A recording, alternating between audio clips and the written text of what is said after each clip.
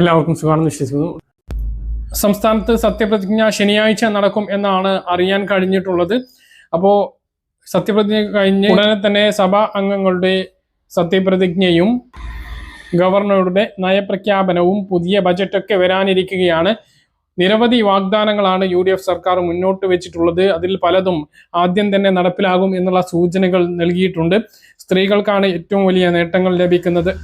സ്ത്രീകൾക്ക് സൗജന്യ ബസ് യാത്ര, ക്ഷേമ പെൻഷൻ ഘട്ടം ഘട്ടങ്ങളായിട്ട് 3000 രൂപയിൽ എത്തിക്കൽ, കോളേജ് വിദ്യാർത്ഥിനികൾക്ക് പ്രതിമാസം 1000 രൂപ, ഓരോ കുടുംബത്തിനും ഓരോ വർഷത്തേക്ക് 25 ലക്ഷം രൂപയുടെ ഉമ്മൻചാണ്ടി ആരോഗ്യ ഇൻഷുറൻസ്, യുവാക്കൾക്ക് 5 ലക്ഷം രൂപയുടെ പലിശരഹിത വായ്പ, BPL വിഭാഗക്കാർക്ക് സൗജന്യ ഡയാലിസ്, ആന്റി റാഗിംഗ് ആക്ട് നടപ്പിലാക്കൽ, റബ്ബർ താങ്ങുവില 300 രൂപയാക്കൽ, മിതമായ വിലയ്ക്ക് ഭക്ഷണം കഴിക്കാൻ സംസ്ഥാന വ്യാപകമായി ഇന്ദിര ക്യാൻറ്റീനുകൾ, ആശാവർക്കർമാർക്ക് കുറഞ്ഞത് ദിവസവേതനം 700 രൂപയാക്കി വർദ്ധിപ്പിക്കൽ.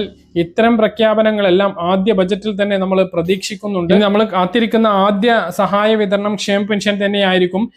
മെയ് മാസത്തെ ക്ഷേമ പെൻഷൻ വിതരണം ചെയ്യുന്നതിന് വേണ്ടി നേരത്തെ ഉത്തരവ് വന്നതുമായി ബന്ധപ്പെട്ട് നിങ്ങളെ ഉത്തരവ് കാണിച്ചിരുന്നു.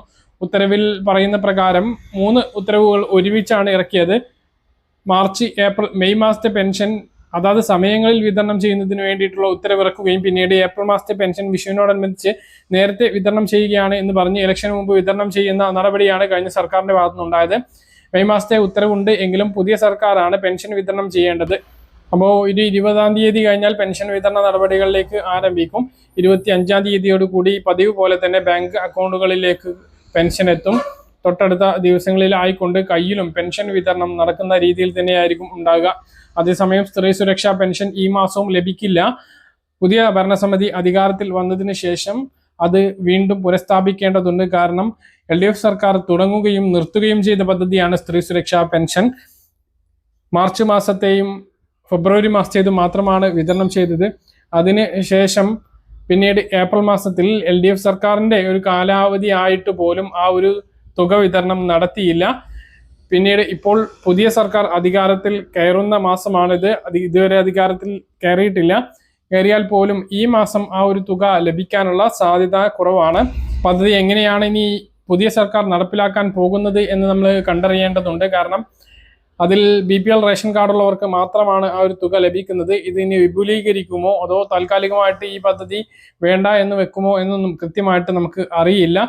ഇത് തെരഞ്ഞെടുപ്പ് വാഗ്ദാനമായിട്ട് UDF സർക്കാർ മുന്നോട്ട് വെച്ചിട്ടുമില്ല. നിലവിലുണ്ടായിരുന്ന ഒരു പദ്ധതി ആയിരുന്നു എങ്കിൽ അത് തുറന്നു പോയേനെ. പക്ഷേ LDF സർക്കാർ തന്നെ അത് നിർത്തിയത് കൊണ്ട് അത് എന്താവും എന്ന് നമുക്ക് ഇപ്പോൾ പറയാനാകില്ല. കാര്യങ്ങൾ കൃത്യമായിട്ട് മനസ്സിലാണെന്ന് കരുതുന്നു. ഇതുപോലെ ഇൻഫർമേഷൻ ലഭിക്കാൻ ചാനൽ സബ്സ്ക്രൈബ് ചെയ്യുക, ബെൽ ഐക്കൺ എനേബിൾ ചെയ്ത് വെക്കുക. മറ്റൊരു വീഡിയോയുമായി നമുക്ക് കാണാം. ദൂരേക്ക് ബൈ.